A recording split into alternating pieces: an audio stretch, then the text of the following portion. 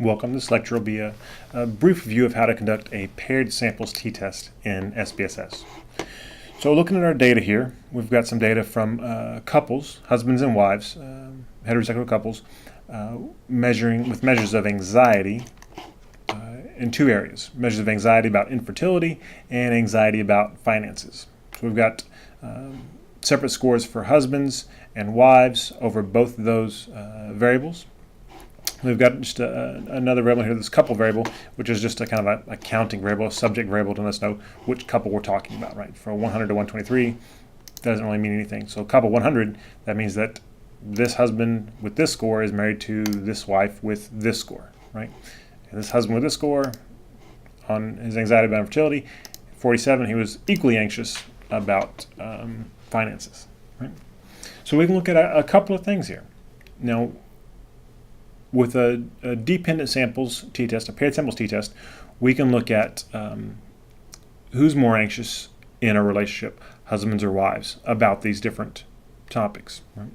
Now, we could just treat them like they weren't related and say, okay, the scores for men on anxiety and the scores for women on anxiety, and do an independent samples t-test, but they are related, right? So if you have a really anxious husband, they're probably more likely to have an anxious wife, or maybe more likely to have a not anxious wife. But there's some relation between anxiety and couples, most likely, suggesting non-independent observations. So you can't do an independent samples t-test. You can do a dependent samples t-test, though.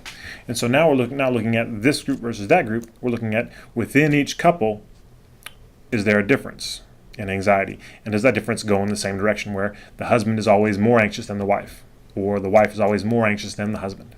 Okay. So to do that, we would analyze, compare means. Right? We've already done one sample t-test. We've done independent samples t-tests. So now we come down here to a paired samples t-test. And you can put in as many pairs as you want. So for now, we'll look at husband's anxiety about infertility. And we're going to compare it not yet to husband's anxiety about money. We're comparing it to their wife's anxiety about infertility. Right? And then at the same time, we can put in husband's anxiety about finances and the wife's anxiety about finances. Okay, so husbands versus wives, anxiety about infertility, husbands versus wives, anxiety about finances. And whichever one you put in first is just, when you're looking at the formula, the first one minus the other, that's the one that goes in first. Okay, so we get our descriptive statistics for overall, these kind of group means, which don't mean quite that much to us. Usually it's a hint about those couple differences, but not necessarily. But on average, men about a 57, women a 62 for infertility anxiety, and then maybe a different pattern for anxiety about money, 64 for the husbands and 59 for the wives. Come down here and look at, we didn't ask for the correlations, but it calculated anyway. So husbands and their wives had statistically significant correlations between their scores on anxiety for infertility and their scores on anxiety about finances. Pretty high correlations. Again, not surprising. So anxious people tend to be with other anxious people, and really relaxed, chill people tend to be with other really relaxed, chill people. Right? Or, being anxious makes your partner anxious, or being calm makes your partner calm. For whatever reason, there's a correlation there. So again, those things are related. One more reason we, realize we shouldn't be doing an independent samples t-test. So we come down to the paired samples t-test. We don't have to worry about homogeneity of variance, right? Because we're not looking at really two separate things. We're looking at this pair. So we get right into it. And we see this mean. Well, that's not a mean of one person's score or the other person's score. That's the mean difference, right? So a mean difference of negative 5.08. Because husband went in first, it's husband minus wife. So the negative mean difference suggests that wife's anxiety score was higher than husband's anxiety score about infertility. Standard deviation of that difference, standard error of the mean of the different scores. We'll come over to a confidence interval, 95% confidence interval. So that mean difference is somewhere between a -1 and a -8. 0 is not in that interval of possible differences. So we're 95% confident that it's not a 0 difference, which suggests that we have statistical significance, right? So we know that here. We also know it from looking at the sig, right? So the t-score, a -3, 23 degrees freedom. Sig, which is p, P is 0.003. That's well less than our standard alpha of 0.05. So we have a statistically significant difference, such that wives tend to report higher levels of anxiety about infertility than do their husbands. What about husbands versus wives related to anxiety about finances?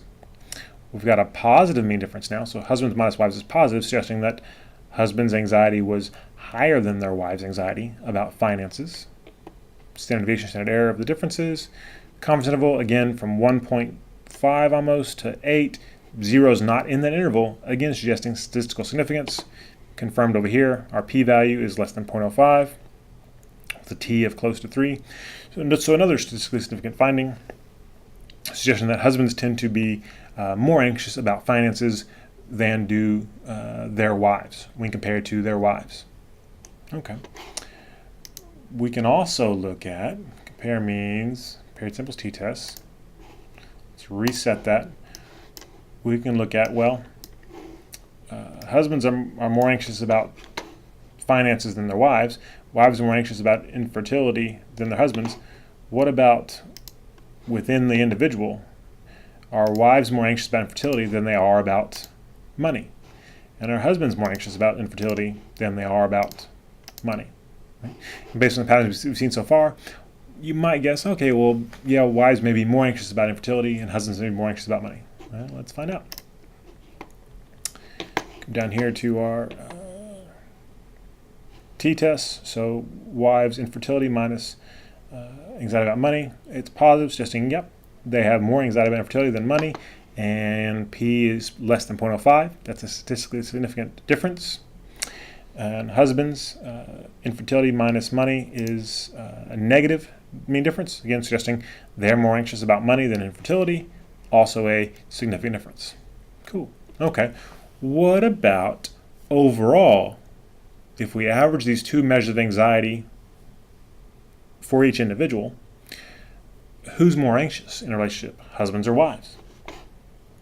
Well, to do that, we need a global measure of anxiety. So we need to create a new scale score for husbands' overall anxiety and another one for wives' overall anxiety. So whenever we're going to create a variable, we always go to transform, compute variable. So let's see what we got here. Okay, I already started typing this, yep. So the global anxiety for the wife, and we can calculate the mean of those two things. So statistical mean, put that up there. Infertility, and then the other one, wife about money. So that's going to take the average of those two values. And there it is. Okay. And now we'll do the same thing for men. Transform, compute variable. For husbands. And to show you, there's multiple ways to do the same thing. So we want to get an average, right? Well, there's two scores. We can also just go parentheses, husband's anxiety about infertility plus husband's anxiety about money. Move that over, close parentheses, and then say divide by 2. Right? That will give us the average as well. I could have statistical mean, or I can add them together and divide by the number of things going into it. Same result either way. Okay, that looks good. Over here, yep, there's my variable. So now I've got husband's overall anxiety and the wife's overall anxiety. And I want to see who's more anxious. Right? And in this couple, well, they're equally anxious. So will that be true for everybody? Let's find out. Analyze, compare means, paired sample t-test, reset that, put in wives first this time and the husbands, and we find the mean difference of 0.125, pretty small difference. 95% confidence interval, the difference is somewhere between a -1 something and a +1, so 0 is in the interval. So we're 95% sure that difference is somewhere in here. It might be 0, so we can't reject the null. Sure enough, our p-value is well above 0.05. We don't have a statistically significant finding here. So when looking at overall levels of anxiety, there isn't a statistically significant difference in anxiety when comparing husbands to their wives. However, there are differences when comparing husbands' anxiety to their wives' anxiety when it comes to specific topics related to infertility and finances. Okay, that's all for now. Take care.